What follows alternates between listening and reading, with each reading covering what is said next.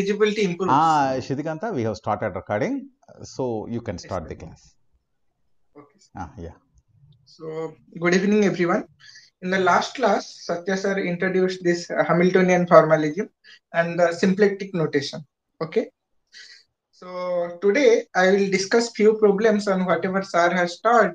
That is, if you have a Hamiltonian system, how to get the Hamiltonian for a system from the Lagrangian. This conversion from Lagrange to Hamiltonian, Hamiltonian to Lagrangian, because this is a common question used to be asked in GATE, CSIR, or same kind of competitive exams. Okay, so few problems we will solve regarding how to find the Lagrangian of a system or Hamiltonian of a system if the Lagrangian is given, and vice versa. Okay, before that, let me discuss one point which we have not discussed yet in Lagrangian formalism, that is the symmetry and the conservation laws. That theory part I will complete. After that, we will solve few problems. Okay. Now, as I am not sure whether up to what extent the writings will be clear to you. So I request you, if you are not able to read some mathematics and all, you please stop me and ask so that I will read it out. Okay, if a step is not clear, you cannot able to read it, then you please stop that point and you ask. I will read it out for you. Okay. So let us start this symmetry and conservation. Now, suppose you consider a Lagrangian, for a system. Just for simplicity, let us start with a 2 degrees of freedom system. Okay. Consider a Lagrangian. A Lagrangian for a system. Okay. So same is here. Today, in morning it was In hot. 2D, Now, whose Lagrangian is given by L equal to half M Q1 dot square plus Q2 dot square minus V as a function of Q1 minus Q2. Okay. So where the potential energy of the system is a function of difference between the distance between the two particles. Okay. I'm giving you this Lagrangian. Suppose you consider a Lagrangian where the potential energy is a function of distance between the two particles only. Now you know the generalized momentum for the system is given by your Pi is del L by del Qi dot. Okay. Now if I calculate the generalized momenta for the system, you have 2 degrees of freedom. Therefore, you have 2 generalized momenta here. So if I calculate that, you will get P1 is M Q1 dot. Sorry. Instead of calculating this Pi, you know your generalized force that is given by, if you are given with the Lagrangian, the generalized force you will be given as del L by del Qi, that is equal to the generalized force on ith particle, that is Pi dot. Okay. Now if I calculate here this P1 for particle 1 del L by del Q1, that is equal to minus del V by del Q. Okay. Del Q1, that is if I represent this dV by dQi, that will be, if I replace,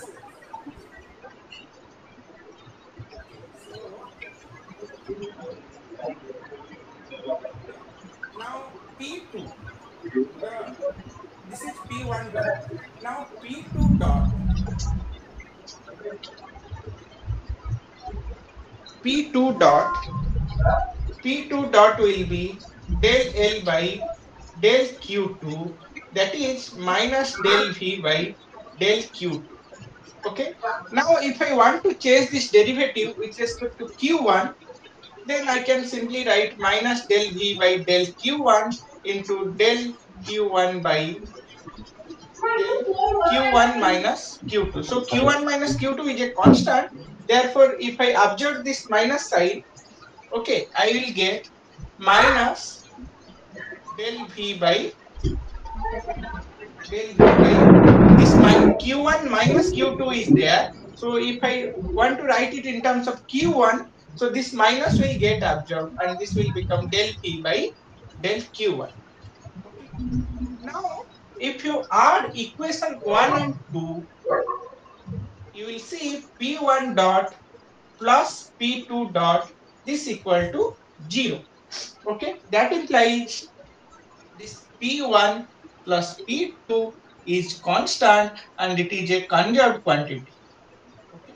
And this is a constant of motion. Similarly, if you change the form of the potential, then the conserved quantity will also change.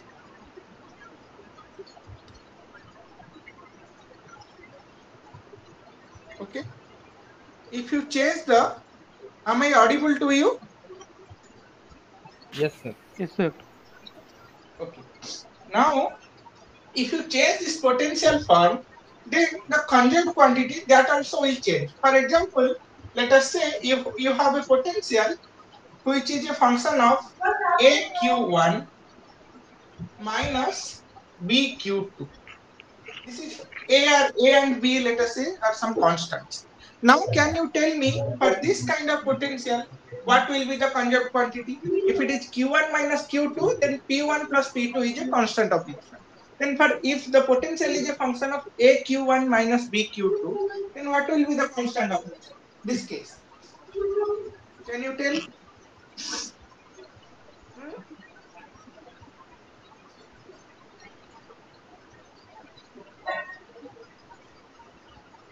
Use same principle. Okay. Instead of Q1 minus Q2, now we have AQ1 minus BQ2. A and B, they are constants only. They are not functions of Q1 and Q2. Okay. So for this case, what will be the conserved quantity? Sir, it will be A minus B, sir. A minus A. You have to tell A minus B is a constant. See, you see, right, del L by del Q1. What it will be? It will be simply, this is your P1 dot, correct? P1 dot, this is Yes, equal to, let's say, A times B prime, correct? Minus B prime. B prime is del V by del Q1. It will be BP1 plus P2. Exactly. So same way, if you write P2 dot, P2 dot will be, this minus will get cancelled. So this will be del L by del Q2, that is equal to B, B, B prime. Now, when you add this A P1 dot plus B P2 dot, okay, so they will cancel each other. This is equal to 0. Therefore, your AP1 plus, sorry, I have written wrongly. This should be multiplied with B and this should be multiplied with A. So this is BP1 dot plus AP2 dot, that is equal to 0. Therefore, your BP1 plus AP2, this is a constant of motion. Okay. So what is the, so one thing you are sure, what is the conserved quantity that has something to do with the form of the potential. Okay, once this changes, then the constant of motion will change. For example, if you have a potential which is a function of some e power q, q1 and sine q. Okay, it is like that. Then the constant of motion for this case, they will change. Okay, that is what I'm saying. This potential has some exponential function of q1 and some sinusoidal function of q2. Then the conserved quantity will change. Now, the general question arises: Can we find? Can we formulate a rule from which we can find the constant of motion or the conserved quantity? I mean, is there a guiding principle from where we can find a conserved quantity? The answer is yes. There is some set of rules or there is a theorem called Noether's theorem, by using which you can find what are the conserved quantity for a given Lagrangian. Okay, so the question is there any guiding principle to find the conserved quantities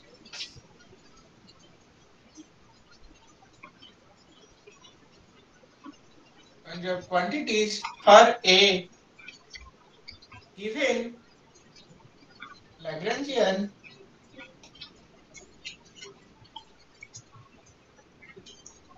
The answer is yes. Okay, and this is how we can find. There is a theorem called Noether's theorem. Okay, Noether's theorem gives you to find the conjugate quantities for a given Lagrangian. Now we'll study this Noether's theorem. It's a very elegant theorem. So before discussing about this Noether's theorem, let us define two things. One is called active transformation, another is called a passive transformation. Let us understand these two terms. Suppose you have a coordinate system Qi.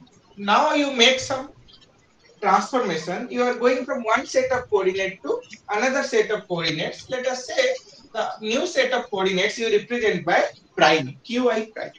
So this coordinate transformation one can accomplish by two methods. One is called a active transformation, another is called a passive transformation. Let us understand these two terms.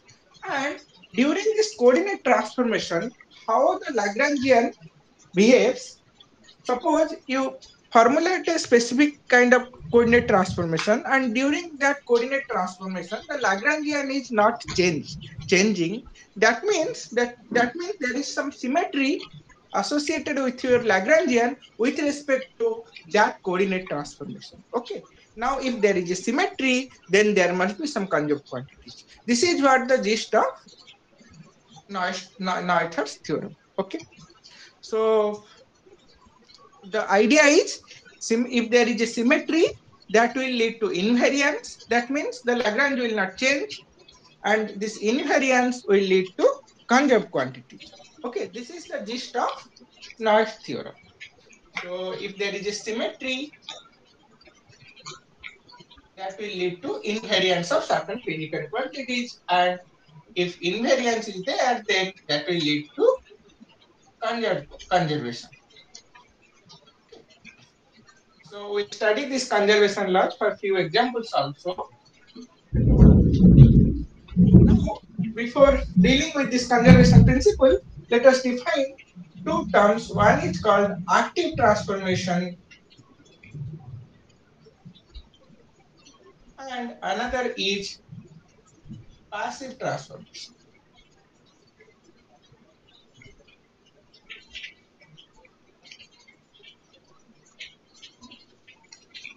Okay. Suppose, let us say, consider there is a particle in one dimension and you locate let's say the coordinate of the particle is at the origin. Okay. And you consider a particle in one dimension. This is 1, this is 2, 3. I label as this, and this is -1, -2, -3, -4, and so on. Now, suppose I want to shift the particle from origin to 1. Let us say initially the particle is located at origin. Now, a coordinate transformation I want to do where the particle will go to 1. Okay. Coordinate transformation is coordinate transformation I want to do, where the particle will go from origin to 1. Now this I can do in two ways.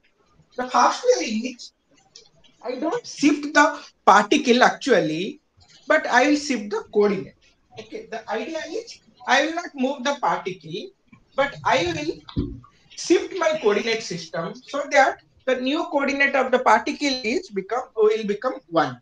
That is what called a passive transformation. In passive transformation, the particle, the system will not move, rather the coordinate system will move. Okay, that means you will relabel your coordinate system. Okay, so how you can relabel this coordinate system? Suppose I define my new x prime as some x plus 1. So if I do define this, then in new coordinate system, the particle will be at 1. Because at every point, when in new coordinate system, your x prime is x plus 1. So if it is minus 4 in the old coordinate system, this will become minus 3. So you will shifting the origin by 1 unit towards right. Okay, this is what called a passive transformation. Passive transformation. So passive transformation is something where you move the coordinate system. You don't move the particle, but you move the coordinate system. That is what called a passive transformation. Okay. So it is like just you are releveling your coordinate system.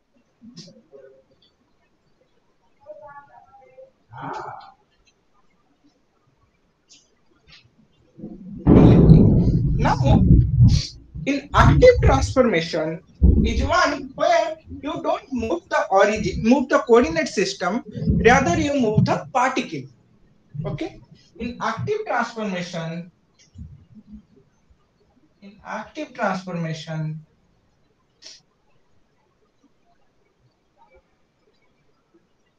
the particle is actually moved from 0 to 1. But in both cases, the physics will be same. Okay. This is just doing the transformation in two different ways. Both cases, the end result is same. The end result is the new coordinate of the particle is 1. Okay. In passive transformation, it is 1 in the new coordinate system. That means you are redefining your coordinate system. Whereas in active transformation, you don't you fix your origin, but you actually move the particle. Okay. Why it is important? Because when we discuss about symmetry we always define with respect to active transformation, where the particle is actually moving. You are not relabeling your origin, relabeling your coordinate system, but rather you are actually moving the particle. So symmetry of the system is defined as an active coordinate transformation. So symmetry is an active coordinate transformation which does not change the value of the Lagrangian. That means you do an active transformation, that is you change the coordinate of a particle. The particle is moving from one place to another in such a way that the Lagrangian is not changing, then we say the Lagrangian has a symmetry with respect to this active transformation. Okay, so symmetry is defined. Symmetry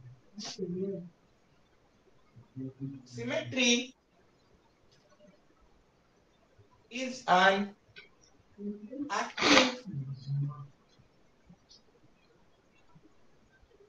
coordinate transformation. Symmetry is an active coordinate transformation under which that does not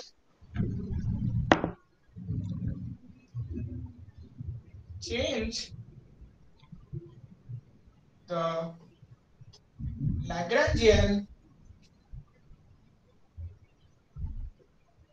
of a system. So symmetry is an active coordinate transformation which will not change the Lagrangian. For example, I say my Lagrangian is a function of qi dot and t. Now I do a coordinate transformation, that is my qi goes to qi prime. Under this coordinate transformation, if my Lagrangian is the Lagrangian in the old coordinate system is equal to the Lagrangian in the new coordinate system. Okay, then we say the Lagrangian has a symmetry. That means now this old Lagrangian is qi is a function of qi dot and t. Okay, see, you notice one thing here. When I am saying symmetry, it is not like you are, when I say qi goes to qi prime, it is not like you are going from one coordinate system to another coordinate system. So don't, this is one technicality is involved here. Okay, so when I say, let us say I have xy coordinate and I am going to r theta coordinate. So this case, what is the numerical value of the Lagrangian? That is L of x, y, x dot, y dot. And when you write it, L of r theta, r dot and theta dot. In both cases, the numerical value of the Lagrangian will be same. That means, suppose in a Cartesian coordinate, if the Lagrangian value is some 50 joule, this will be same 50 joule in r theta, r dot theta dot coordinate. But the difference will be the form of the Lagrangian will be different. Okay. That means in Cartesian coordinate, if you write the Lagrangian as some half m x dot square plus y dot square minus v of xy, and when you go to polar coordinate, the Lagrangian becomes half m r dot square plus r square theta dot square minus v as a function of r theta. So the form of the Lagrangian, functional form will change, but the numerical value will remain same. But what I am talking here, this is not as this. I am saying you are not changing the coordinate system. You are not re-expressing your Lagrangian in another system. Rather, you are actually moving your coordinate. When suppose x was at 2, now you are moving x to 5. So you are changing the value of the coordinate in a same coordinate system. You are not going from Cartesian to polar coordinate or Cartesian to cylindrical coordinate. If you do that case, if Lagrangian remains same, it is like the numerical value of the Lagrangian will remain same, but the functional form will be different. But this is what I am talking here is you are changing the value of this coordinate. You are going from qi to qi prime. Under this condition, so when you write in terms of qi prime, the Lagrangian form will be same. Now, if there is a symmetry under this coordinate transformation, the Lagrangian form will be same as well as the value will also be same. Okay. So what I'm trying to say, suppose, let us take one example. Suppose you have a Lagrangian whose value is half m x dot square plus half m y dot square plus, let's say v of x, we say v of x is some x square, let us say. Now, when you change x to x plus epsilon, then the new Lagrangian will gain, it will not be equal to L. Because when you put x equal to x plus epsilon here, then the value of the Lagrangian will change. Okay, so you cannot say under this transformation the Lagrangian remains same. Now, symmetry, if there is a symmetry, and a symmetry means that there is a coordinate transformation, active coordinate transformation, under which the Lagrangian of the system will not change. Okay, so symmetry is defined an active coordinate transformation under which the Lagrangian of the system does not change. That means when you go from qi to qi prime, your L prime is equal to L. If this is the case, then you say there exists a symmetry with respect to this coordinate transformation, and if as there is existing one symmetry, then we can find a conjugate quantity with respect to this coordinate transformation. Are you able to follow what I am saying?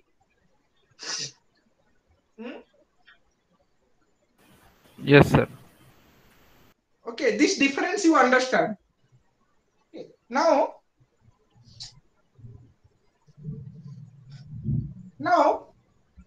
let us say how to find this conjugate quantity. Now suppose you consider one Lagrangian where the potential energy will come back to our old problem where this potential energy is a function of Q1 and Q2. So the Lagrangian of the system is L is half m Q1 dot square plus Q2 dot square minus V of Q1 minus Q2. So this case, you do a coordinate transformation where you change your Q1 to some Q1 plus delta and Q2 to Q2 plus delta. Okay. Now, can you tell me whether delta is a constant? It is independent of time. This is a constant. Now, this case, can you tell the new Lagrangian, will it be equal to old Lagrangian? Will it be equal to old Lagrangian?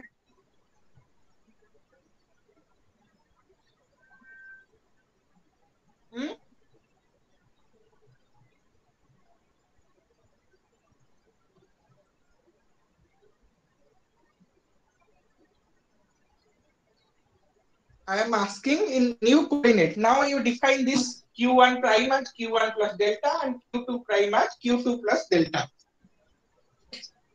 So in Q1 and Q2 prime, whether this Lagrangian will be same as old Lagrangian, will it be?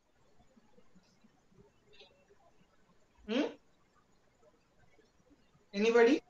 No, sir. Why? Why do you think so? So because the del term is added to the Lagrangian. Yeah, del term is added to the Lagrangian, but I am saying this delta is a constant. Okay. So constant means it is independent of time. So when you take this is Q1 prime is equal to Q1 plus delta. So what is Q1 prime dot? This is same as Q1. Okay. So similar, what is Q2 prime dot? This is Q2 dot. Now when you write Q1 minus Q1 prime minus Q2 prime, what it will be? Q1 prime minus Q2 prime, what it will be? This will be Q1 minus Q2. Q1 minus Q2. Now whether it will change, the Lagrangian form will remain same. The value of the Lagrangian will remain same. When you go from Q1, Q2 to Q1 prime and Q2 prime, the Lagrangian is not going to change. Okay. Therefore, under this transformation, your Lagrangian, new Lagrangian will be same as your old Lagrangian. Are you getting, sir, what I am saying? Yes. Okay. So, if this is the case, then what is your conjugate quantities? Here, under shifting, your coordinate is not going to change. Therefore, the total momentum of the system, the total momentum. What is total momentum for this problem? We have seen your P1 plus P2. This is the total momentum. Total momentum. Momentum, because P1 is the momentum of the particle 1, P2 is the momentum of the particle 2. So this is total, let me be specific and write it as total linear momentum. Linear momentum. Total linear momentum. Okay. So under this coordinate transformation, your total linear momentum is not going to change because your Lagrangian is not changing under this translation. So your P1 plus P2, this is a constant quantity when you transform from Q1, Q2 to Q1 prime, Q2 prime. Okay.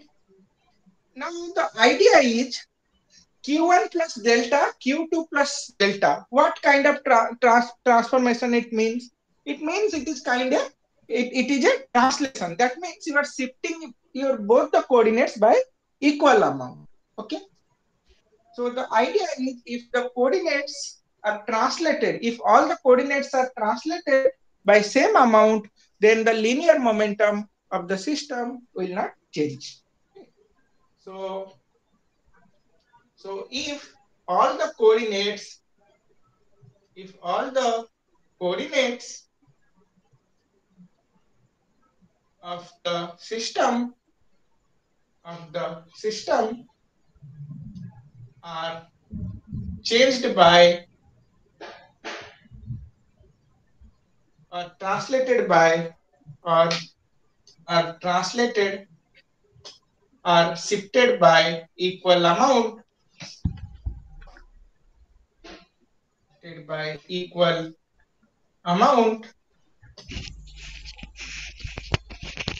then the linear momentum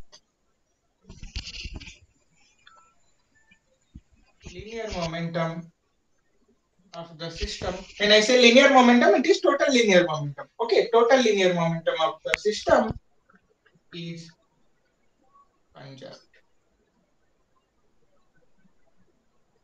So see, this point is important. You have to shift your coordinate all by equal amount. If you shift this by delta 1 by delta 2, then your total momentum is not going to be conserved. Okay.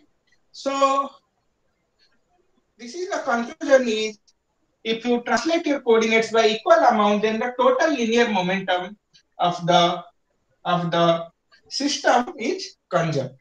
So first thing, so the sequence is like this. First you are shifting Q1 to Q2 to Q1 prime and Q2 prime. Under this, your Lagrangian is not changing. This is unchanged. So if this is unchanged, then the conserved quantity is P1 plus P2.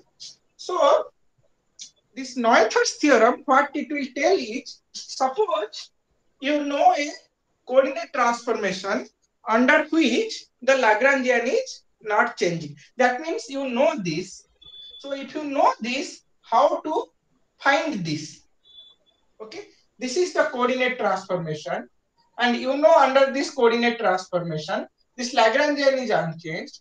Now, if you know the coordinate transformation, from that, how to find the conserved quantity?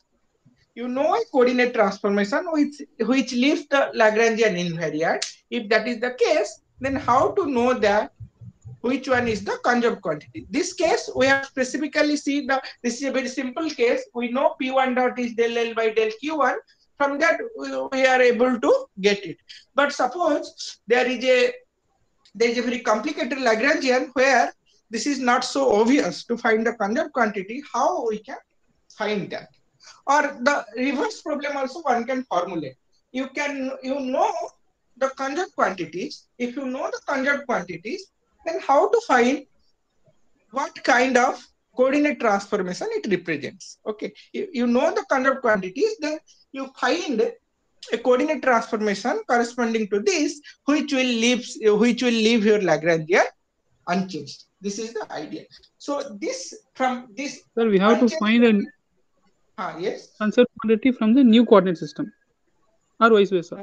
No. What you are asking, Syed? We have to find a conserved quantity from the new system or shifted quantity system.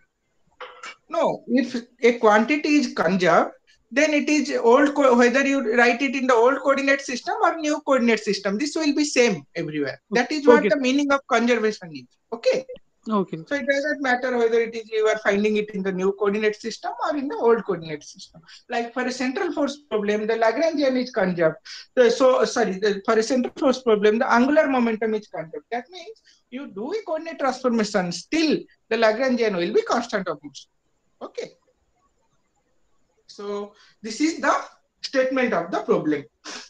And this conserved quantity is given by your Noether's theorem. So you know the Lagrangian and the coordinate system, how to find the conserved quantity. So let us formally derive the Noether's theorem. Okay.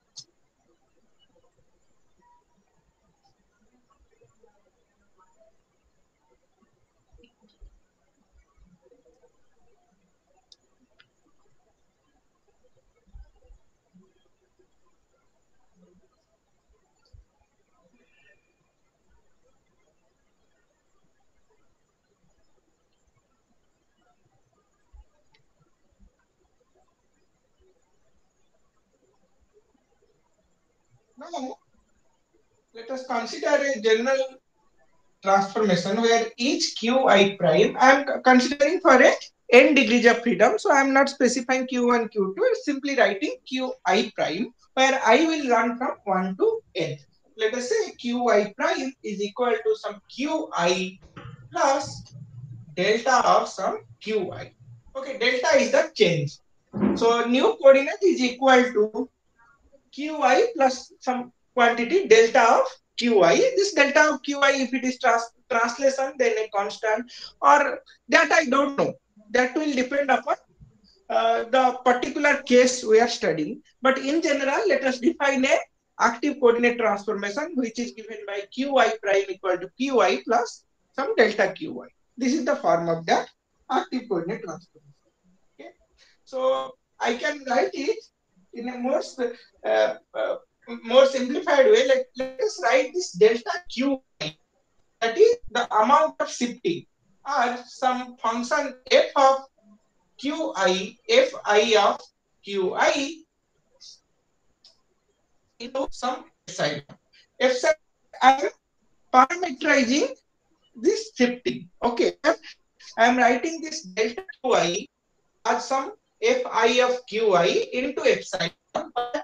This epsilon is a constant independent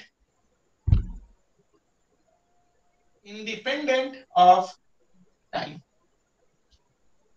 Okay, so all this qi dependence I have dumped it inside f. Okay, so like that, if you have n degrees of freedom system where I will run from 1 to n, so for q1 you have this q1 plus f1 of qi, f1 of qi into epsilon. Q2 is q1 prime, q2 prime. Q2 prime is q2 plus f2 of qi into epsilon. So this epsilon is a common quantity which appears in all q1, q2 prime, q3 prime up to qn prime.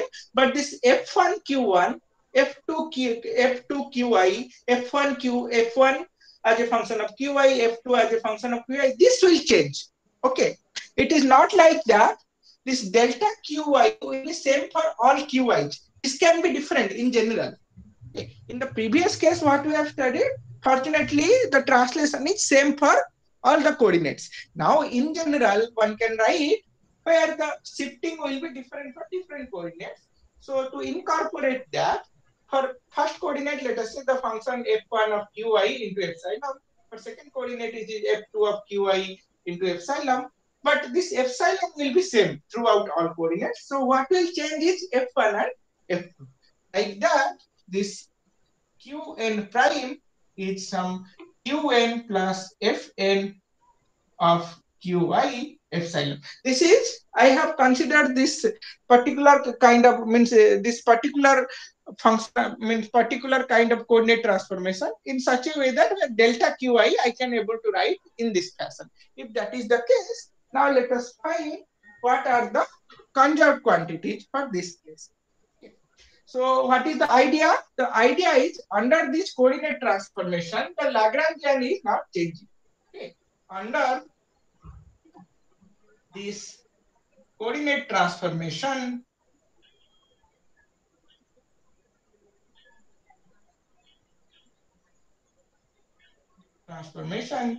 the Lagrangian is not changing. Okay, Lagrangian is invariant under this coordinate transformation. Is invariant.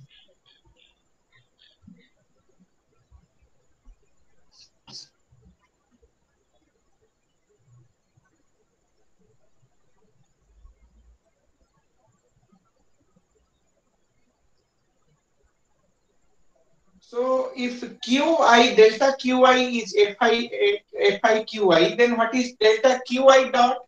Delta Qi dot will be Fi dot into epsilon, because this epsilon I have told is a quantity independent of time. Okay.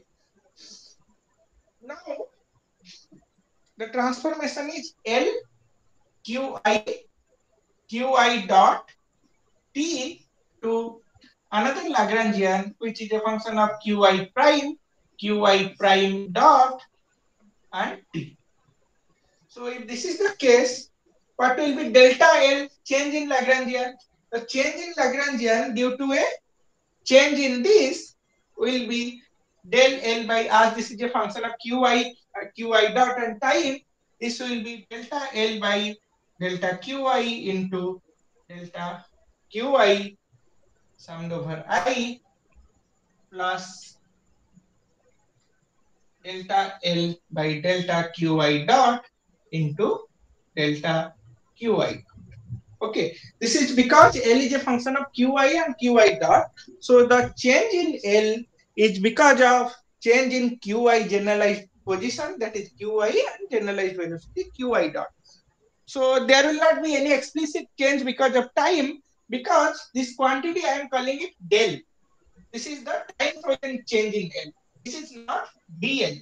If I write dl, then I have to include that del L by del T dt. This term I have to include, but I am saying this L, this change in L is only because of change in coordinate. This is a time frozen change in L because of the change in coordinate. This is like we studied this virtual displacement. No, it's delta variation. Okay, this is a variation in L. That is the correct term. This is variation in L which happens at a frozen time. So I have not included the time variation. So this is delta L. Now from Euler-Lagrange equation, what I know, d by dt of del L by del Qi dot minus del L by del Qi, this is equal to 0. So if I use this fact here in place of delta del L, in place of del L by del Qi, I can put this term, because Euler-Lagrange equation says dy dt of del L by del Qi dot is equal to del L by del Qi. So this I can substitute here. I do that.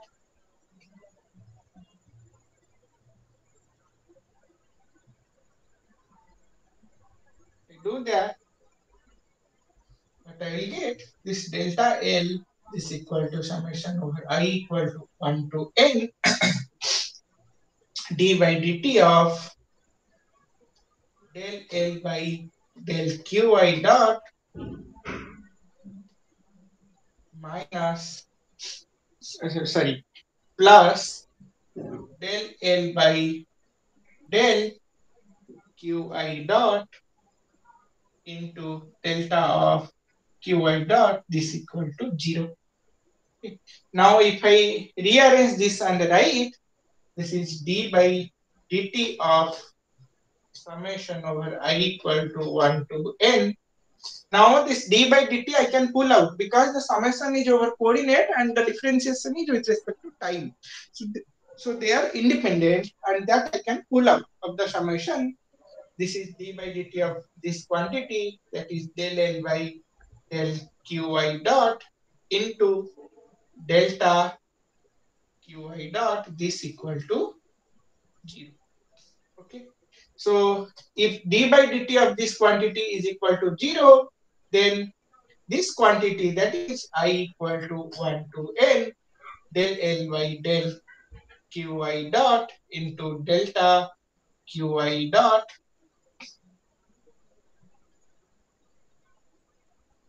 No, this is not delta Qi dot, I think. This is simply delta Qi. Because you see, if I substitute here, d by dt of del L by del Qi dot into del Qi. Okay, not Qi dot. This equal to this quantity is conserved, or this is constant. Okay. So this is what is called your Neuther's. So this quantity that is del L by del Qi dot into delta Qi, this is a constant quantity. Okay. So from the coordinate transformation, you can find the conserved quantities. Okay. So if we solve some problems, then we'll understand this theorem better. So let us first consider our case which we have already solved. That is the linear momentum is conserved. Okay. So in that case, the potential V of Q1 minus Q2. The Lagrangian of the system is L is half M Q1 dot square plus Q2 dot square minus V as a function of Q1 minus Q2. So the coordinate transformation we have done is Q1 prime is equal to Q1 plus delta and Q2 prime is Q2 plus delta. Now if you want to write in our form what we designed, that is Q1 prime is some Q1 plus some Fi of Qi into epsilon and Q2 prime as some Q2 plus this is F1 and this is F2. F2 as a function of Qi into epsilon. If you compare these two, what you will get? Your F1 is equal to 1 and F2 is equal to 1. Okay. F1 is 1 and F2 is 1 and delta is equal, your epsilon is equal to delta. Okay. So if you put it there, what you will get? Your del L by del Qi into delta Qi summed over I equal to 1 to n. That is. In fact, if you don't want to write in this form also, okay, because this case, this delta Qi is delta itself. Okay. So if I do that, this is del L by del Q1 into delta plus del L by del Q2 into delta, that is equal to constant. So this, as this delta is a constant, you can take out this delta and divide there, you will get another constant. So this becomes del L by del Q1 plus del L by del Q2, that is equal to constant. And you know del L by del Q1 is your momentum P1 and del L by del Q2 is your P2 dot. Del L by del Q1 is P1 dot and this is Q1 dot, not Q1. Okay. Del L by del Qi dot. I have written wrongly. So this is del L by del Q1 dot, del L by del Q2 dot. So del L by del Q1 dot is P1 and del L by del Q2 is P2. So P1 plus P2 is constant. Right? P1 plus P2 is constant and linear momentum, total linear momentum is conserved.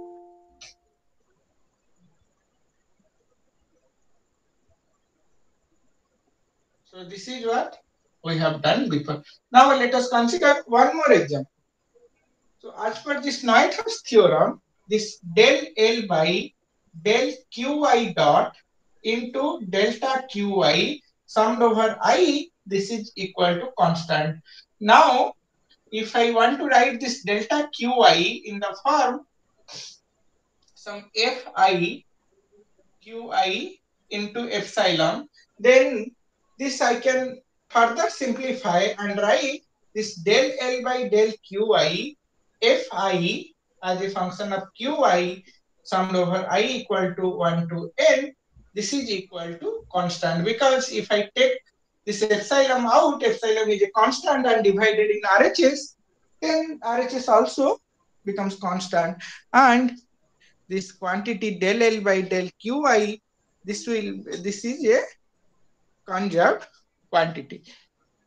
You can write this if your transformation, coordinate transformation, you are writing in this fashion. Okay.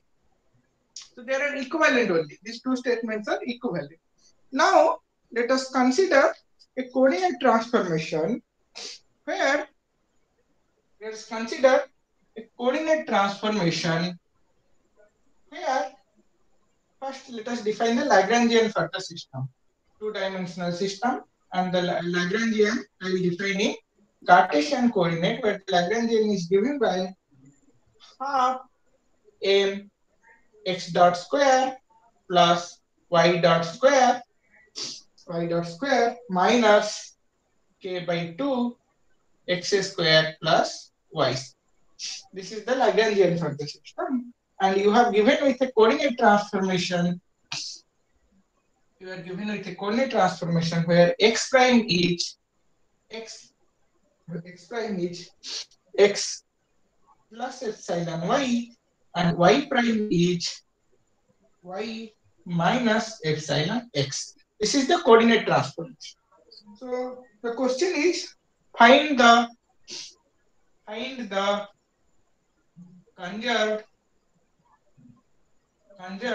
quantity.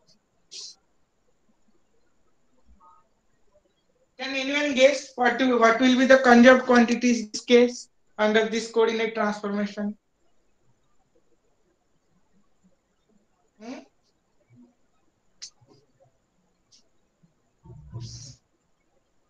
Anyone can guess? Anyone want to guess?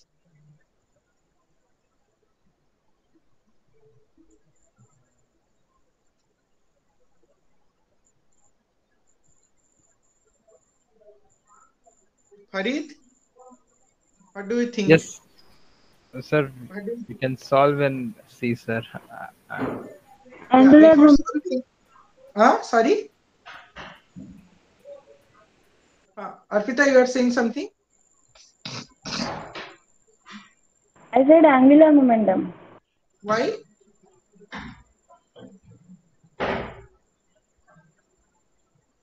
Why?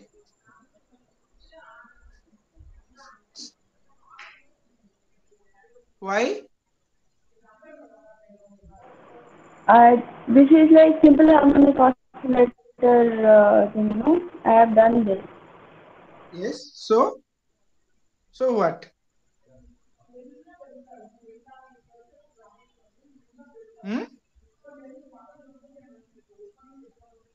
So energy is conserved. Energy is conserved. There is no doubt. See, all these systems are conservative system. Your Lagrangian does not have any explicit time dependence. Energy is a conserved quantity. Yes, okay. Yes, There is no doubt that. My question is with respect to this coordinate transformation. Okay. What is the conserved quantity? Whether with respect to this coordinate transformation, energy is conserved. You said energy is conserved, right? Now you tell me. Hello? What is the coordinate transformation corresponding to energy conservation? Here, z component of angular momentum will be conserved. No, this is simple harmonic oscillator, two-dimensional simple harmonic oscillator Lagrangian. Yeah. Yes. Z component. Because you are saying the motion is in the plane, correct? Because there is no Z component is involved. The motion is confined to XY plane alone. Okay. So that is why the angular momentum, Z component of angular momentum will be conserved. So if the motion is confined to a plane, then the angular momentum of the system will be conserved. The component of the angular momentum which is perpendicular to that plane will be conserved. Is not it, Arpita? Yes. Okay. So what Syed asked, Syed told, let me ask that. He said the energy is constant. Okay, I agree. Energy is conserved. But now the question is, which coordinate transformation corresponds to energy conservation? This, as Arpita said, this coordinate transformation corresponds to angular momentum conservation. angle Z comp, if I write it specifically, then this corresponds to conservation of Z component of angular momentum. Okay. Now, the total energy of the system, this is also a constant quantity. My question is, this conservation of energy corresponds to what kind of coordinate transformation? Can anyone of you want to comment?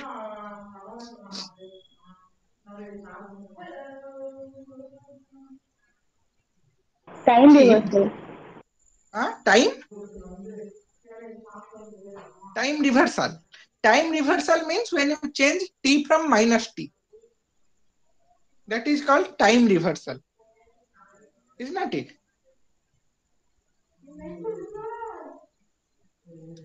Time reversal is a concern for us when we write the equation of motion. Okay. So if the equation of motion is changing when you change t to t minus t, there we talk about this time reversal. Here also, if you change from t to minus t, okay, the Lagrangian is not changing. There is a time reversal symmetry. This is correct, but this is not the answer. This is closely correct. Okay, time reversal is also kind of, this is a translation, but exactly I am saying, I am asking what coordinate transformation. This Lagrangian possesses time reversal symmetry. That means when you change t to minus t, the Lagrangian will be same. Okay, but the energy conservation is not because of the time reversal of the Lagrangian. This time reversal also, this is like this time reversal symmetry, this comes under a bigger category of symmetry. This is a subset of one kind of symmetry. Okay, what I'm talking, this time reversal symmetry. Okay, Arpita, as you said, can you tell me this time reversal symmetry, whether it is a continuous symmetry or a discrete symmetry?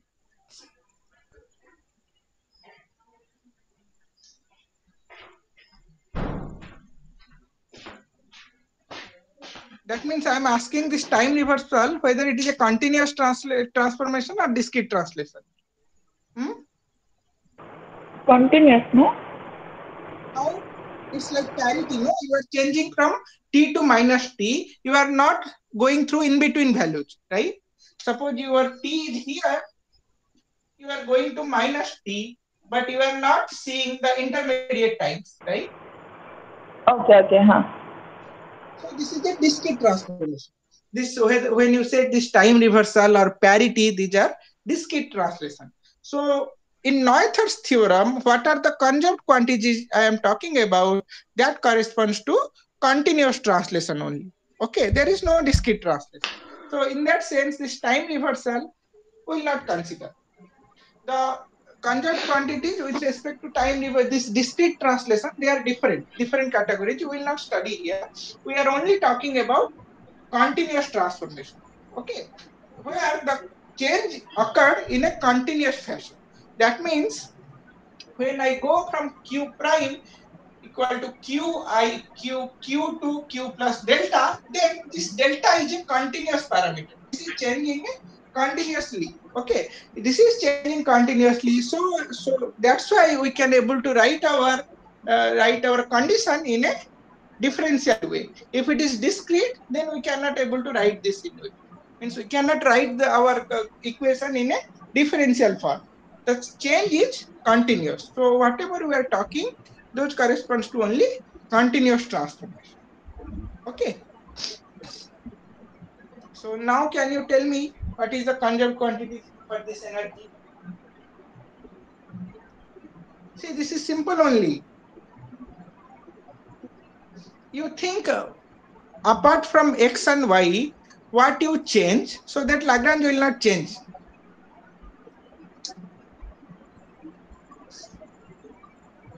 Dot y dot? What? What? Arpita? What? You are saying something, no? Yeah, z coordinate is conserved. Z coordinate is not coming at all. It is not there. Okay. So I am asking you to change x, y, t, or any combination of all three. You change these three so that Lagrangian will not change.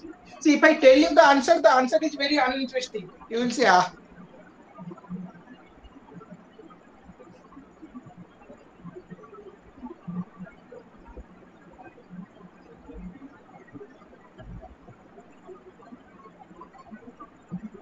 See, just think. This is a very basic principle, the energy conservation.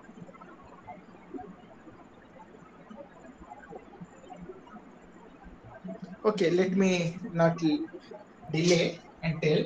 See, this case, the linear momentum of the system is not conserved because this is clearly visible. When you change x to x plus epsilon and y to y plus epsilon, then your potential energy, which is k by 2 x square plus y square, this will change because when you put x plus epsilon and y plus epsilon, then this will change. So your Lagrangian is or new Lagrangian is not equal to old Lagrangian.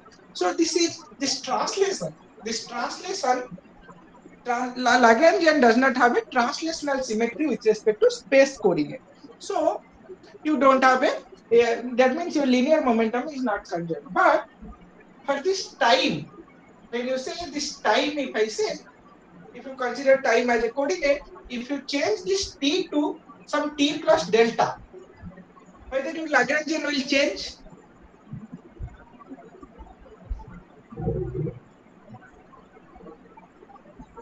Whether your Lagrangian will change? This delta is a constant. No, sir. That's it. Okay. So under this transformation, this L prime will not change. Therefore, if this is the case, the energy. You are telling time translation.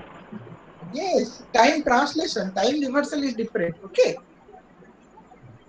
Like your space translation, this time translation. If the Lagrangian is invariant under time translation, then total energy of the system is conserved. Okay. That is what if when t changes to t plus delta and your Lagrangian is not changing, from this we say this del L by del t is constant, is 0. Okay. This is what the explicit Lagrangian does not have an explicit time dependence, and we say the energy is conserved. In fact, this comes from this fact only. This is the meaning of this. When you translate your time and your Lagrangian is not changing, then the total energy of the system is conserved. Like if you translate your coordinate and the Lagrangian is not changing, then total linear momentum of the system is conserved. In the same way, if the Lagrangian is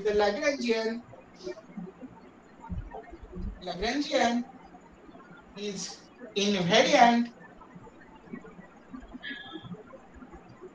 under time translation.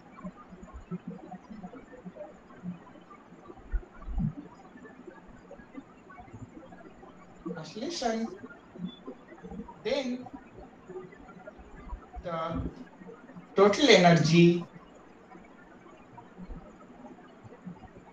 of the system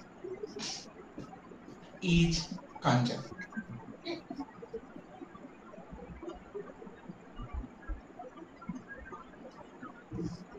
Now, let us come back to our original problem. As Arpita said, for the given problem, the angular momentum of the system is conserved. Now, can you identify this x prime y prime equal to x prime equal to x plus epsilon y and y prime equal to y minus x epsilon? What kind of coordinate transformation does it represent? Can any one of you identify, recognize? When I say x goes to x plus delta, this is a translation. You are just shifting your coordinate. Same way I am asking what kind of coordinate transformation is this?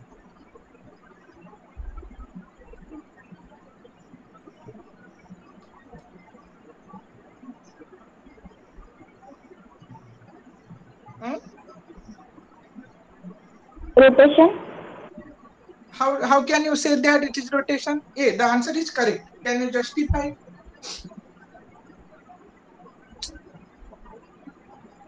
case it is rotation. Okay, because the conserved quantity, when we say the quantity is conserved, this conserved quantity is sometimes called as the generator for that coordinate transformation.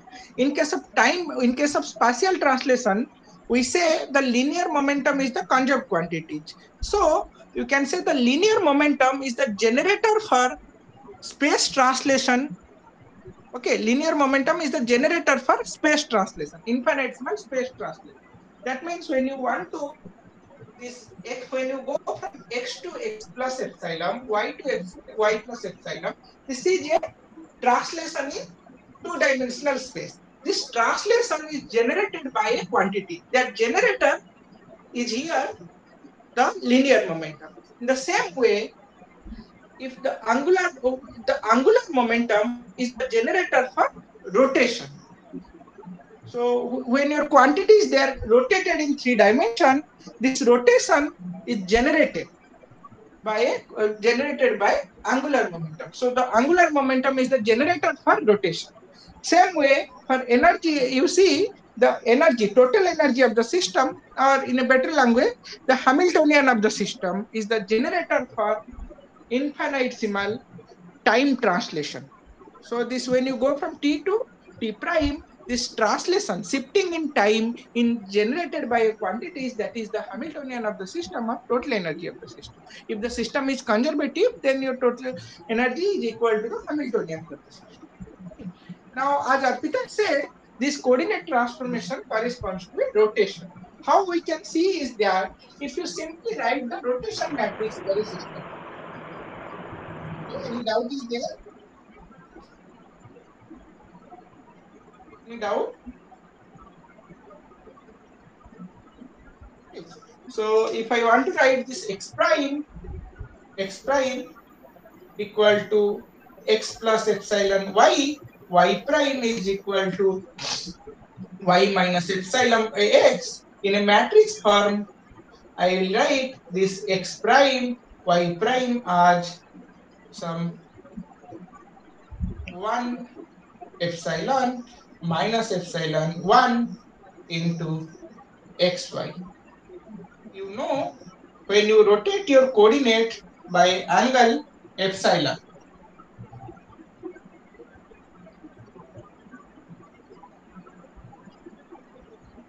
this is x prime and this is y prime.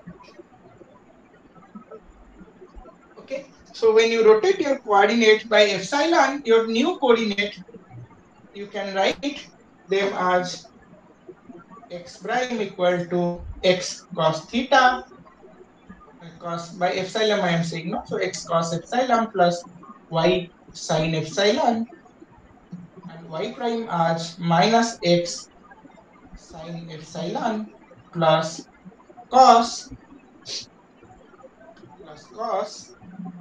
y cos epsilon. Okay. Now, if epsilon is very, very small, I am considering this epsilon to be very small. This is an infinitesimal translation. That means the idea is what I am doing here. Any transformation, any conservation, when we are studying or investigating, we always start with a infinitesimal translation. Like this epsilon is very small. So any finite amount theta, let us say, that we can generate from this infinite translation. Because suppose you do this epsilon rotation n times, then n times you successively rotate your system, then the finite amount theta you can generate. So for simplicity, for advantage in calculation, we always study the conservation with respect to infinitesimal translation. Because the idea is, if the translation is continuous, then any finite amount of translation or transformation that can be built up from a infinitesimal translation. Okay, so if I consider this angle of rotation, this epsilon to be very, very small, then I can write this cos epsilon to be nearly equal to 1, and I will always work with linear, up to linear terms. This quadratic terms, epsilon square, epsilon cube, those I will ignore. Okay, and sin epsilon is equal to epsilon for very small values of epsilon. So if you do that approximation, you will see this x prime is equal to x plus y epsilon, and y prime is equal to minus x epsilon plus 1. So indeed, this translation represents a rotation about z by epsilon. Okay. In fact, this coordinate transformation corresponds to a rotation about the z-axis. Now, let us use Noether's theorem and find out what is the conserved quantity. Arpita already said the conserved quantity is the angular momentum, but let us verify this using Noether's theorem. Okay. Okay, let me ask you one question. This is not related to this classical mechanics. You know this Lorentz transformation. Lorentz transformation also a translation from x prime, y prime, z prime, t prime to x, y, z, t to x prime, y prime, z prime, t. This is also a coordinate transformation, correct? Because you write x prime as some gamma, x minus dt, y prime is some y, z prime is z, and t is gamma,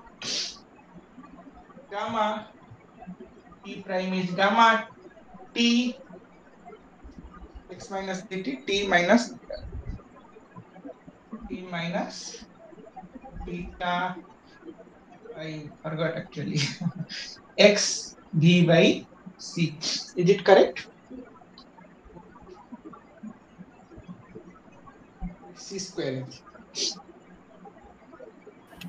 Sir, I think C square. Okay. So this is the Lorentz transformation. Now I am asking this also a transformation, coordinate transformation.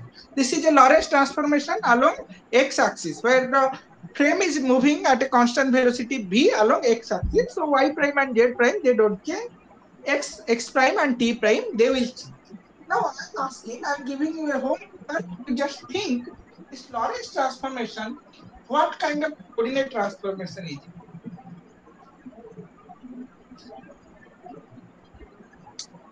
Is it a rotation?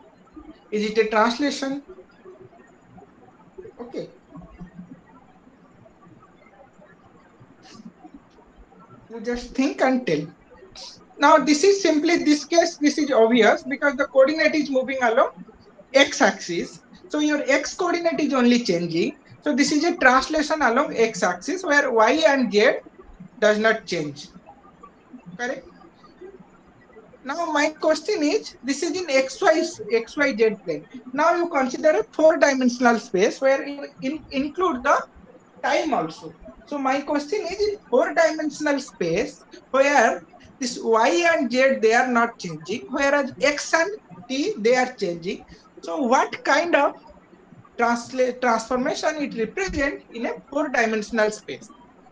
In 3-dimensional, if you don't include time, then this is simply your x coordinate, your motion is along x-axis, so x is changing. But I am asking, in a 4D space, in a space-time coordinate, what kind of transformation is represented? Is it a rotation? Is it a translation? Or what is it?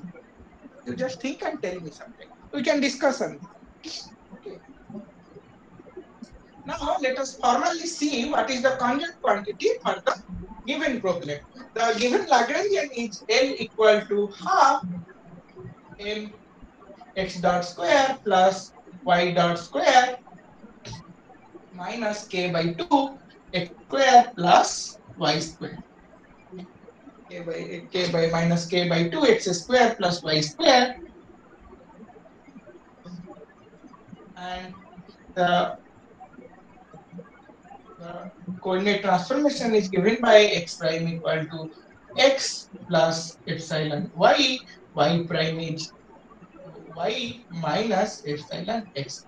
Now, if you identify to our general form of coordinate transformation, which we have written, qy prime equal to qy plus f of qy into into some epsilon. If you recognize this here, your F1 for this F1 is, what is the F1, or let me say the f of I correspond to x. So let me denote it as some f of x. Subscript x. What is f of x here? Can anyone of you tell what is f of x? What Y, is f sir. of y? Exactly. So what is f of y? That is minus x. Correct. So as per Neuch's theorem, the conjugate quantity is del L by del Qy dot into del L by del Qy dot into f of I summed over I equal to conjugate. Okay. So what is that quantity? Then del L by del x dot into F1. F1 is y plus del L by del y dot into minus x, that is equal to constant. What is del L by del x dot is px, the y component of x component of momentum, pxy minus xpy, that is equal to, that is the z component of angular momentum. So Lz is a constant quantity, is what Arpita said. This is what we got using Noether's theorem. So z component of angular momentum is a conjugate quantity. So using Noether's theorem, this way one can find the conjugate quantities. So you can try one simple homework also. I thought I'll solve this, but this is very trivial. So you can try. Let me write the Lagrangian for the system. L is m by 2, m by 2, m by 2. Okay, see, this case, I know del L by del x dot is mx dot. Mx dot is the linear momentum, x component of linear momentum. So I have written it as some px. Okay, and my dot is py. But in some cases, you may not know which quantity is that. In that case, you can just keep it as such. Okay. So let me write the Lagrangian for the system. Height x dot square minus 2x dot y dot plus 2y dot square. This is the Lagrangian. Sorry, the potential energy is also there, plus C 2x minus y. 2x minus y. So, and the coordinate transformation what is given is x prime equal to x plus epsilon and y prime equal to y plus 2 epsilon. So what is the conjugate quantity? Can anyone of you tell immediately what will be the conjugate quantities for this case?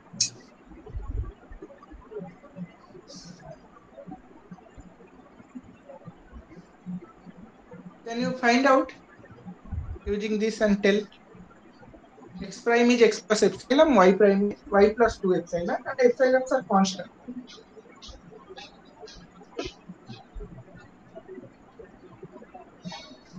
Huh?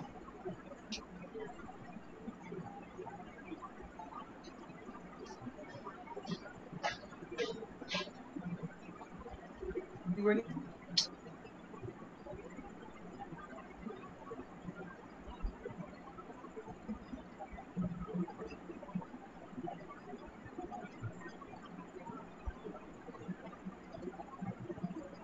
Arpita?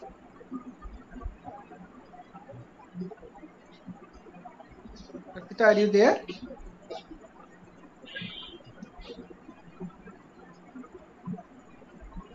Arpita?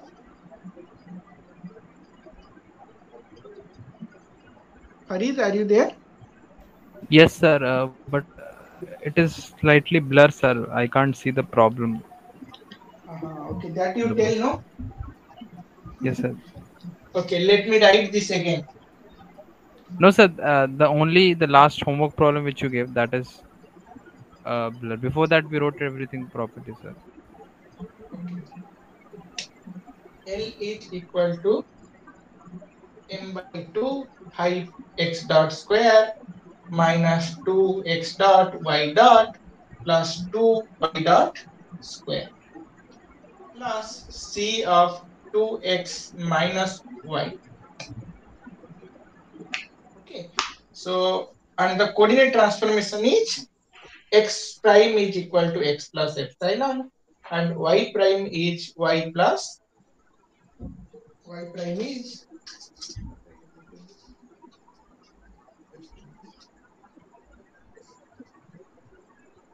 y plus 2 epsilon.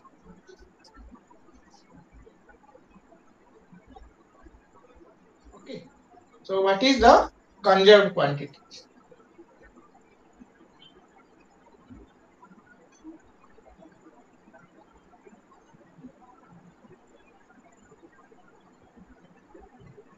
What is it?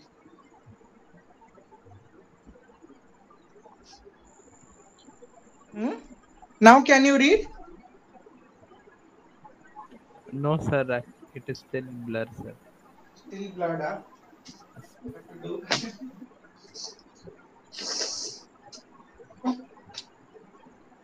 Is it blurred for everyone or for Farid alone?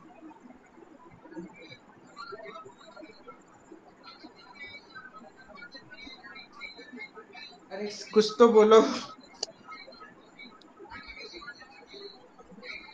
So it's clear for me now. Is it clear? Okay. So who is Yes, this? Sujanya. Oh, Sujanya.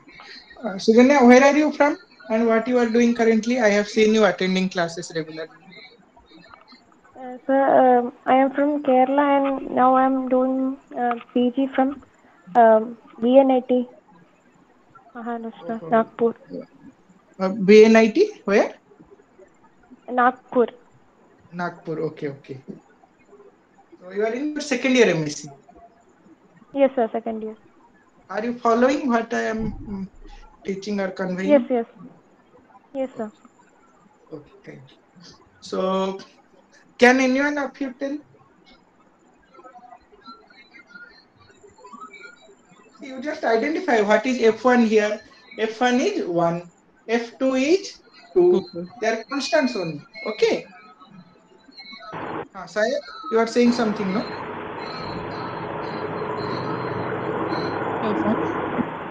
Yes.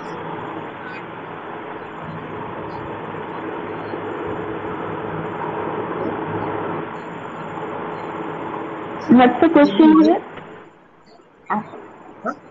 Conserved quantity. What is conserved quantity? I think you are not there. I was calling before.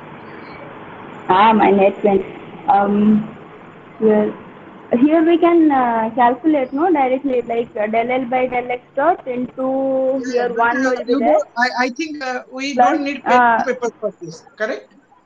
I think velocity. Yeah, that is correct. But I am asking what is that quantity, expression of that quantity? So I got an equation 5mx dot plus 4my dot. Yeah. Correct. So what is the quantity then? See, this is del L by del X dot into F1. Velocity will be conserved, no? Sorry? Velocity? A linear momentum will be conserved, I think. Why? I just did a mental calculation. No, linear momentum will not conserve because see, But, if you okay. take x2 x plus epsilon and y2 y plus epsilon and you put here, when you put here c2 into x plus epsilon minus y plus epsilon. So this quantity is not equal to an old one. Okay, under this translation only, this potential will remain unchanged. But it is your linear momentum is what? T1. Okay, for linear momentum, translational symmetry should be there. Yes. Translational symmetry, but provided you translate your coordinates by equal amount. Okay, The here same amount. Huh? here this is by epsilon, but here this is by 2 epsilon. So total linear momentum is not conserved. But this linear momentum conservation, the coordinate transformation, translation should be equal for all the coordinates. But this is not the case here. So this case, what you do, you apply the formula and calculate. That's it. Okay. So this case, your F1 is 1, Fx is 1, Fy is 2. So if you calculate the conserved quantities, the conserved quantities is del L by del x dot Fx plus del L by del y dot Fy. Correct. So if you calculate del L by del x dot is 5m x dot minus my dot. Okay, my dot into 1 plus del L by del y is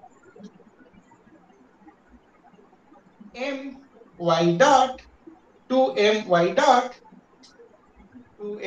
dot minus mx dot into 2. So what it will be then? 3mx dot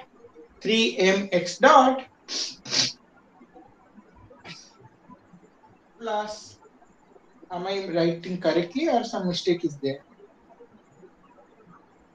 It should not be. So the term minus 2x dot y dot or 2xy dot. Which ones? Lagrangian term 5x dot square minus 2xy dot or x dot y dot. You want to change the question? No, sir. I have a doubt. No, question is correct. Okay. 2x Question dot is xy dot. x dot y dot. The Dot dot is is not visible. Now it is visible. 2x dot y dot. Okay. So, and this quantity will be 3m dot. Okay. This is the conserved quantity. But you remember, this is not the total linear momentum of the system, because your total linear momentum is del L by del x dot plus del L by del y dot. But this quantity is not that. This is del L by del x dot plus twice of del L by del y dot. Okay, this is not the total linear momentum of the system. Okay. Therefore, this is a conserved quantity. So, using this Noether's theorem, this way we can find what are the conserved quantities. Is it clear to you, or any doubt? Any doubt in this problem, Sayed? okay, sir. Doubt is there? No, sir. No, sir. No. Sir. Okay. So, can I proceed then? This completes your Noether's theorem. Let us solve few problems in Hamiltonian mechanics, and with that we'll conclude today's class. Okay. So, two problems. I was thinking to teach you this canonical transformation, generating functions, all those, but it is already 9:40. I will solve few problems from CSI, and with that we'll conclude. Okay.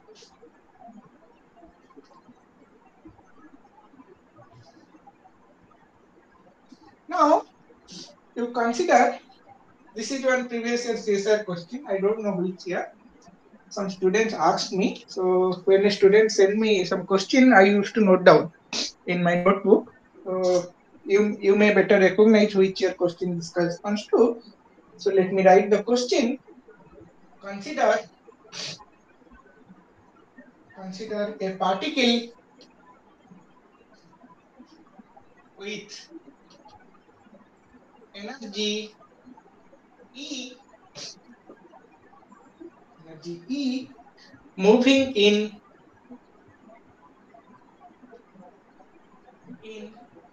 one dimension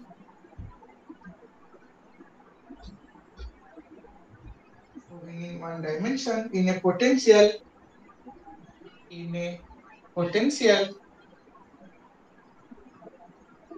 V of X as shown below. As shown below.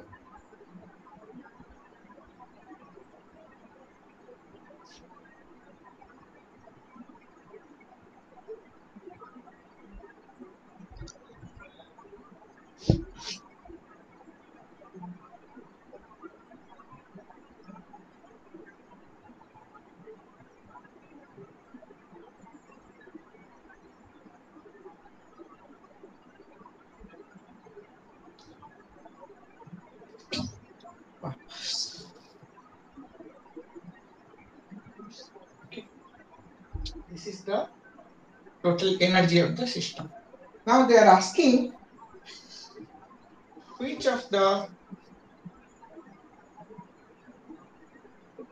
following plots corresponds to the just a minute. Hello. ଆଜ୍ଞା ଭାଇ କୁହନ୍ତୁ ନା ଆଜି କୁଆଡେ ଯାଇନଥିଲି ଭାଇ ଘରେ ଥିଲି ଆଜ୍ଞା କାଲି ନା କାଲି ପ୍ଲାନ୍ ନାହିଁ କହୁନାହାନ୍ତି କେତେବେଳେ ବସିବା ଡିସ୍କସ୍ କରିବା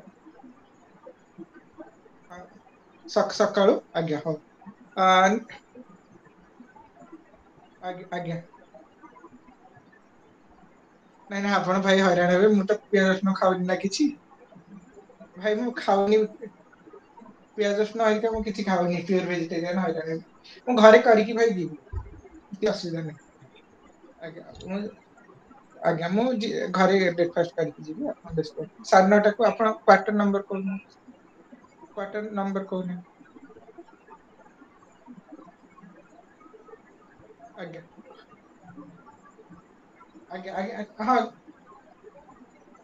ମାନେ ମୋ ଘରେ ବି କିଛି ଅସୁବିଧା ନାହିଁ ମୁଁ ଏକା ରହୁଛି ନା ଆପଣ ଯୋଉଠି ସୁବିଧା ମୋ ପାଖେ ମୁଁ ପଢଉଛି ନା ମୁଁ ହ୍ୱାଇଟ ବୋର୍ଡରେ ପଢଉଛି ପିଲାଙ୍କୁ ମୋ ପାଖେ ବୋର୍ଡ ଅଛି SPS 39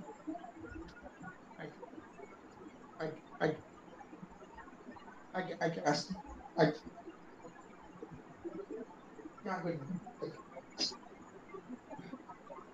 okay sorry I just got a call so which of the following plots corresponds to the phase space portrait of the particle phase space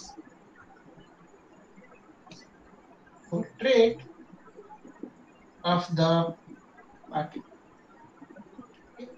So the potential energy as a function of x is given and they are asking which one of the following plots given to the phase space portrait of the particle. I have not drawn the options, but before that, let me ask you one question. By looking at this potential and energy of the system, what you can say? Whether the phase space portrait of the particle, will it be closed or open? Can you comment on that? I will draw the options, you will choose, but before that, let me ask you one question.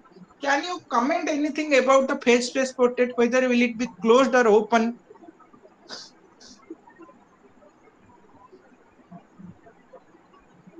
Will it closed Sir, curve or open curve? Yes. sir, we Closed, have a stable close, sir. We have a stable equilibrium. Why? So it's sir at stable equilibrium we get a closed curve. Unstable equilibrium we get a hyperbola. You have a So unstable point here also, correct? Sir, yes, sir. should be So like sir, a simple harmonic motion problem. Huh? See, this potential is not simple harmonic potential Yeah. because simple harmonic Sir, potential is yes, sir, yes. if we have Speak. to split the two portions, so the phase space portrait will be the simple harmonic motion plot. So I have to combine to form a closed curve. See, when I say okay, let us forget about closed or let me ask more precisely whether the phase space portrait will be bound or unbound. To closed is not a correct term. Let me recast whether will it be bound or unbound.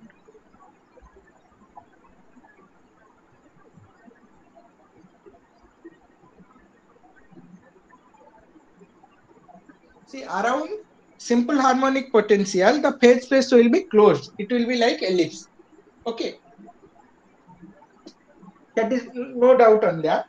But I am asking whether the phase space potential is bound or unbound. Bound means there is a limit beyond which the value of position and momentum cannot take. Okay, I am asking that. Is there a bound? Such bound is there?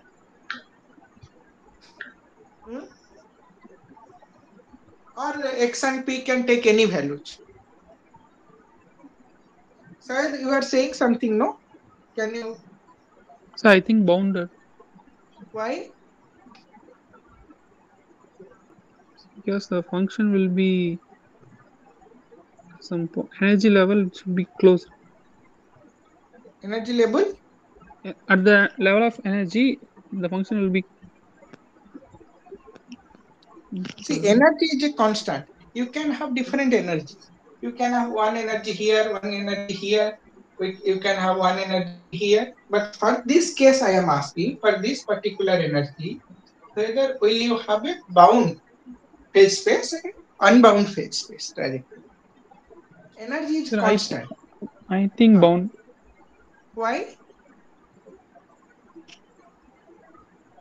I thought. I think he bound, sir. Why? Don't know why. Okay, Arpita, can you comment?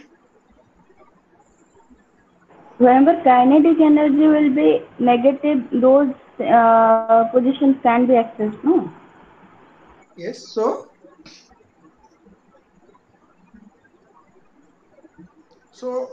what are those points where kinetic energy is negative? So both the extremes, sir, we have negative kinetic energies. Exactly. The region where it is above the energy. This is x1 and x2. So when you go before x1 and beyond x2, these regions, okay, the kinetic energy of the system is negative because in these regions, you know, the energy of the particle, E is equal to T plus B. Okay, but when x is less than x1 or x is greater than x2, for this case, your V of x, that is potential energy of the system. The potential energy, because at this point, the potential energy is greater than E. That means it is greater than T plus B. That implies T is less than 0. This is not possible in classical mechanics. Therefore, these two regions, they are not accessible by the particle. So the motion of the particle along x-axis is bounded between x1 and x2. Okay. Motion of the particle is bounded between x1 and x2. So can you tell whether momentum will it be bound or will it be unbound?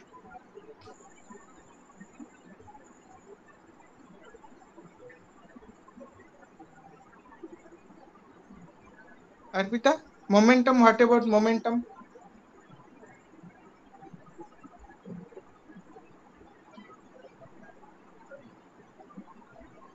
Are you there? Arpita? Total energy that will also be restricted as per the E. Means half p square by 2m plus v will be E, no? 2m? So p square by 2m plus v equal to total energy. So whenever E is 2m E minus v square, correct? Is not it? Yes, sir. So you are restricting your potential, you are restricting your position between x1 and x2, so your potential is also restricted. Okay, therefore your momentum is maximum when this E minus B is maximum. That means this B is minimum. If B is more, then your momentum is less. With this information, one can now plot the graph qualitatively. Okay, so let me draw the option, and you using these principles, you okay. I erased that. I hope you have written down. With this information, let me draw the following options, and you tell me what is the answer. Okay.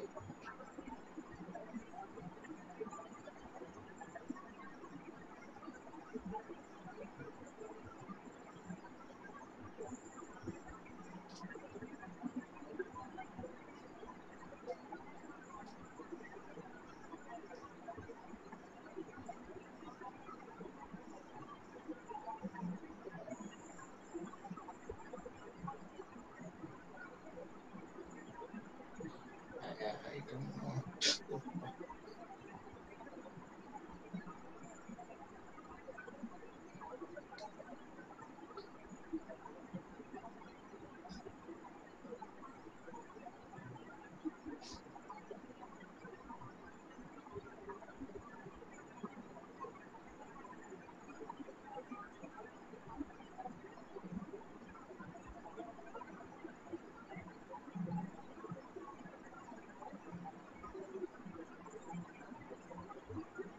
Drawing is very bad. Now I realize this.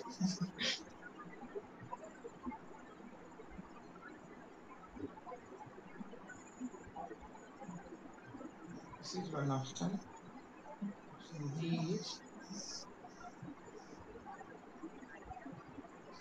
to merge it.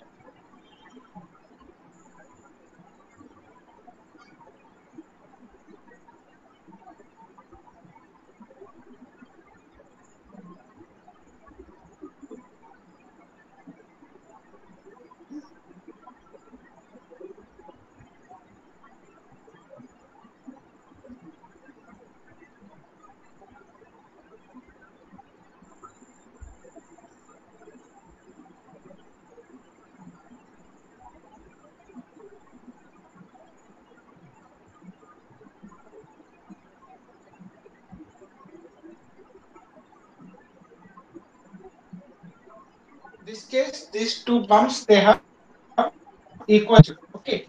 This case, the left hand side has more amplitude. This case, the right hand Option side A has is more correct. amplitude. Why? Explain. Sir, Which is because correct? You explain. Hmm? Correct or right? You explain. Others I also have will learn. plot, but I am not Hmm? giving an explanation. Sir, because on the in the first option, sir, in the Mm-hmm. right hand side, the potential is minimum, so the kinetic energy Exactly. should be maximum. So Exactly. you will get a bigger height of the loop. And on the left But hand side, but since we have some potential. why momentum is negative?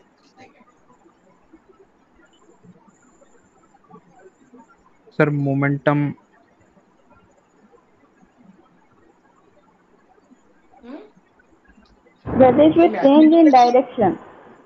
exactly. The particle is bounded between x1 and x2. So this will go this way, and again it will return this way. So the momentum can reverse its direction. And mathematically also, when you write P, that is 2m e minus b square root, this is plus and minus. Okay. So that is why the momentum can negative also. And at origin, the potential is maximum. Therefore, your kinetic energy is minimum. So does your momentum. And in this case, it is even little more, but it is compared to the right extreme. This is less compared to the right side. Okay, so option A is the correct answer. See, this is a qualitative plot for the phase space. But if you want to plot exactly, then the details of the potential is required. So with this, let me close today. I thought I will solve one more question, but let us stop this here. So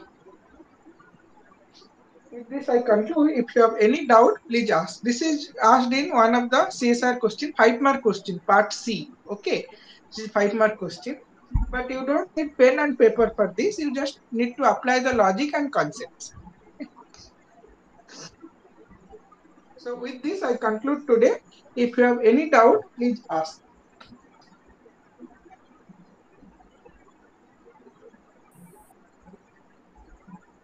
Doubt is there?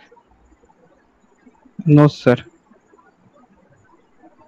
Sujanya, are you there? How do you decide the transformation?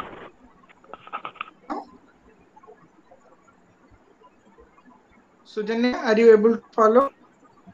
Yes, sir. Okay. Arpita, you are asking something. What? I was asking, how do we decide the coordinate transformation? Just by practice or No.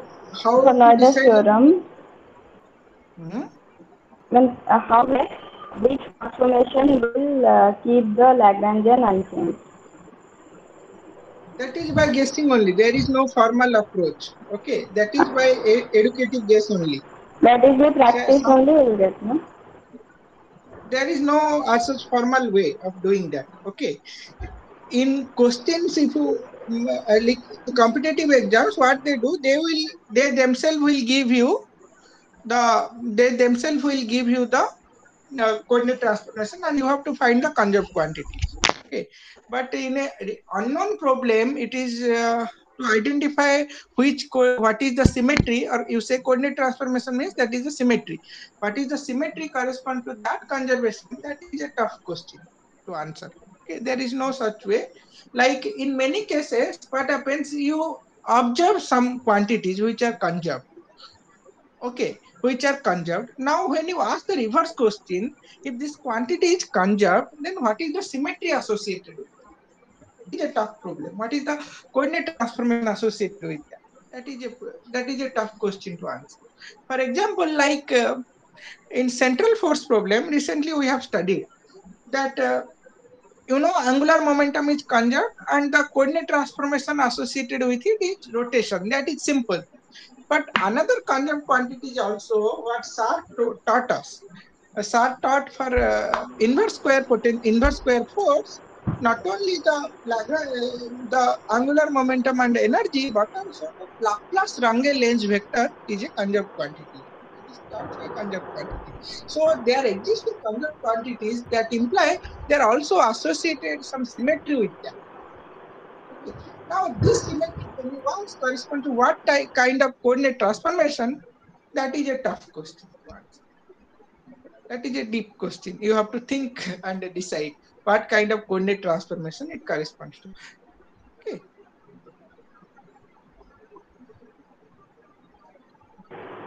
Thank you. Sir, it means sir, if something is conserved, then there must be a symmetry associated with it. Definitely.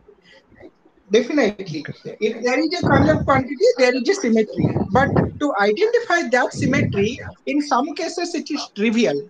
Because if you study symmetry, there are two kinds of symmetry actually.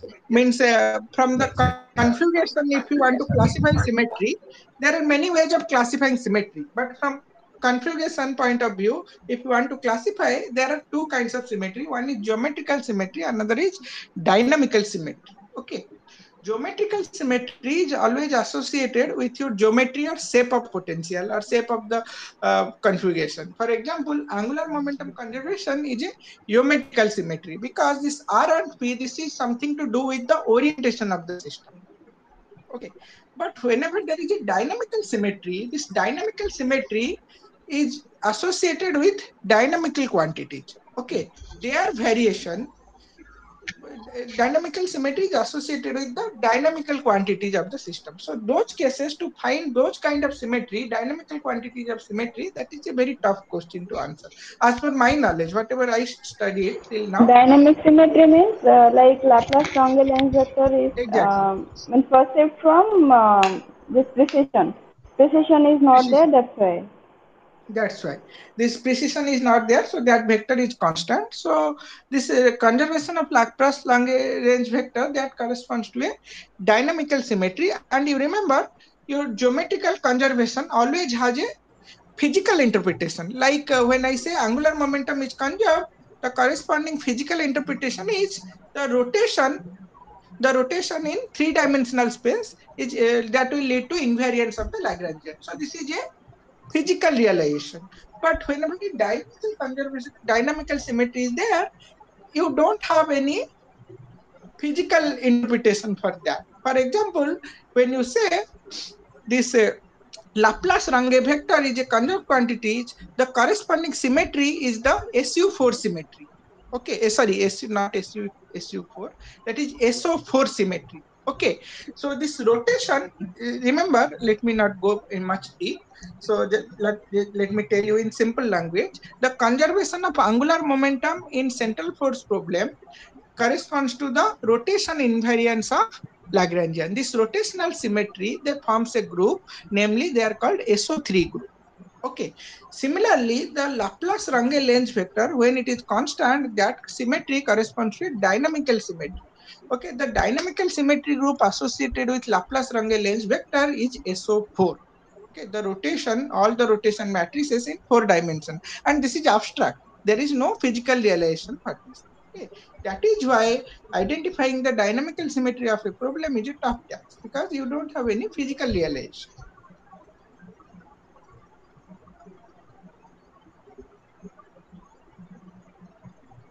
Okay, sir. So, any other doubt?